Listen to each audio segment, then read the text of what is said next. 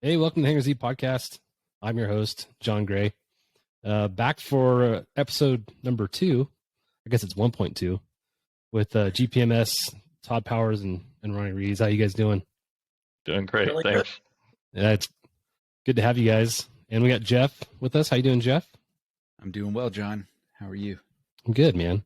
So I do have one question. Does this system, are there parameters or gates that are set up where it'll alert the operator, whether it's in flight? I would not imagine it's just going to be caution lights like they've always been or whatever. But is there any sort of like parameters that are set up that would alert somebody, or do they have to actually access the software to see that, hey, okay, now, looking at a trend or whatever, is there anything that like would alert them to, hey, you need to check this, and then, get in there and start looking at the data?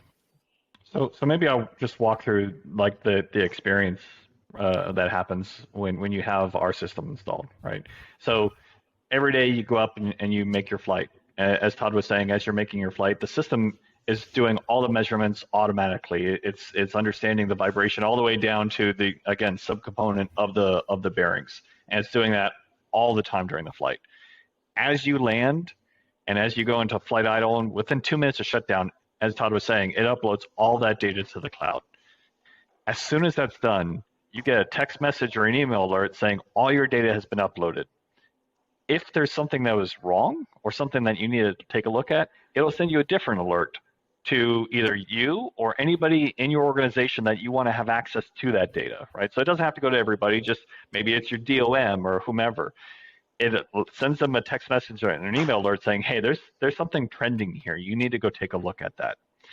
It'll take them there. They can look at it on their iPhone, on their phone, on their laptop, on their tablet, anywhere in the world. So maybe your DOM is on the, let's say, a beach, maybe not in Florida right now, but maybe somewhere else a little bit more safe. We'll say Hawaii. I would say SoCal, but nobody likes SoCal, so let's go to Hawaii. So they're on the beach in Hawaii. They could look at their phone and understand what is going on the aircraft right then and there. So from that aspect, it's doing that proactive notification. Again, before you would probably ever see a chip light, hear anything, smell anything, feel anything, it's giving you that advanced notice. And that predictive analytics associated with it that we're giving to you is usually anywhere from 50 to 100 hours ahead of where that bearing would become unpredictable. And as Todd was saying, you start seeing those chip lights happening. So you're being extremely proactive instead of being reactive to events, smells, feelings, which again are much more expensive and lead to a lot more costly situations, either through money or on the safety end. Yeah. And, this, I keep thinking about it. We had a series of engine chip lights on one of our aircraft when I was at Riverside. And, it was hey, we get a chip light. We set the aircraft down. I landed in a park with it. I landed in a convention center parking lot with it. Mechanic comes out, pulls the chip plug. There's a little bit of fuzz on there, cleans it off. We do a ground run, no more chip light, fly it again. And then within, a handful of hours, we'd get another chip light. And this happened, in not just to me, but to other pilots. And so, we finally got to the point where we said, hey, we're not flying this with this engine until we get to the bottom of this, because there's something that's not right here. So they pulled the engine, put it in a can, shipped it off to the vendor that was doing the overhauls. They stripped it down and, opened it up. And like Todd was saying previously, you're breaking into this system to, inspect it. Granted, we needed to, but, and it took them a while to kind of figure out where this problem was. And it was one of the bearings that was just out of limits by, just I don't even know what the parameter was, but it was a very minute, to the point where, initially when they checked it, they figured it was good and we're going to put it back together. And we just kept telling them like, no, we're not going to take it. Like, until something is fixed. They finally found that bearing that was out of limits, replaced it. And then, we were back in service with that engine.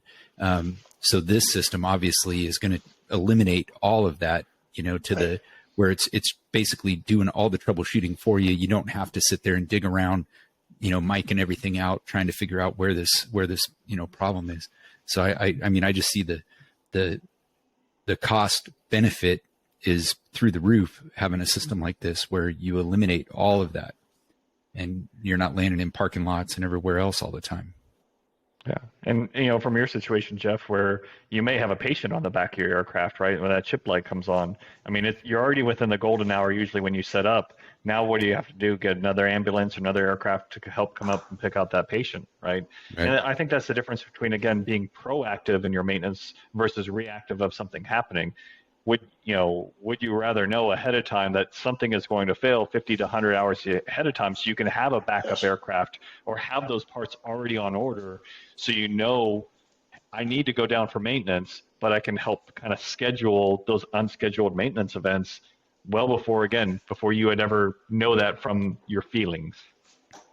And I would venture to say that, a lot of times, as a pilot, and I'm sure all of us can relate to it, you're flying and you're like, that's like a different vibration or a different noise. I'm not used to that, and not knowing where it's coming from. And then you go back and you talk to maintenance and go, hey, I'm feeling this. And, they check everything. And again, could not duplicate whatever the case is. And we go back in service and, you get that kind of uneasy feeling of like, man, I just feel like this isn't right, but I don't know, you can't point a stick at it. And this is going to be pointing that stick right at where the problem is. So it's funny you say that, because in our last interview with Ray Freeman, he was talking about some ground resonance issues he was having, and I forget what kind of a ship he was flying. But every time he got close to the ground, where there's a platform and actual ground, he gets some interference, some static interference on the ICS, and he just kind of pushed it off like it's just a radio problem. I think he maybe even brought it up to maintenance, and they couldn't duplicate the issue. Well, he ends up having a bearing go out and has an engine failure. He talks about it in his thing, and this is something that was really cool that you guys could potentially identify in advance and prevent that from happening, so pretty interesting.